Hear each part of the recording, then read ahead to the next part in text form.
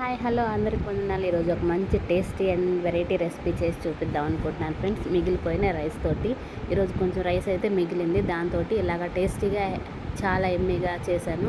నచ్చుతుంది మీకు కూడా, తప్పకుండా ట్రై చేయండి. ఓకేనా ఫ్రెండ్స్. మిగిలిపోయిన రైస్ ఒకటిన్నర కప్పు, అలాగే శనగపిండి, బొంబాయి రవ్వ, జీలకర్ర, తురిమి పెట్టుకున్న అల్లం, పచ్చిమిర్చి వేసి చక్కగా మిక్సీ పట్టేసాను ఫ్రెండ్స్. మిక్సీ పట్టి దీన్ని ఒక ప్లేట్కి ఆయిల్ రాసి ఆ ప్లేట్లో వేసేసి ఆవిరి మీద ఉడికించాను. ఒక 30 మినిట్స్ అయితే ఆవిరి మీద ఉడికించిన తర్వాత ఇప్పుడైతే దీన్ని తీసి నువ్వులు, కరివేపాకు, అలాగే కొంచెం కారం, ఆయిల్ వేసి పోపు పెట్టేశాను. చాలా అంటే చాలా టేస్ట్గా వచ్చింది. కొంచెం నిమ్మరసం పిండాను ఫ్రెండ్స్. చాలా డిఫరెంట్ టేస్ట్గా బాగుంది. అప్పుడప్పుడు ట్రై చేయండి, చాలా టేస్ట్గా కూడా ఉంటుంది. ఓకేనా. దేవుడు కూడా ఎందుకు పనికిరాని మనల్ని పనికి వచ్చే విధంగా చేసే దేవుడు, మోడి బారిన జీవితాలను చిగురింప చేసే దేవుడు అండి మన దేవుడు. ఇక ఈ జీవితం ఎందుకు చాలు అనుకున్నప్పుడు ఆయన పాదాల చెంత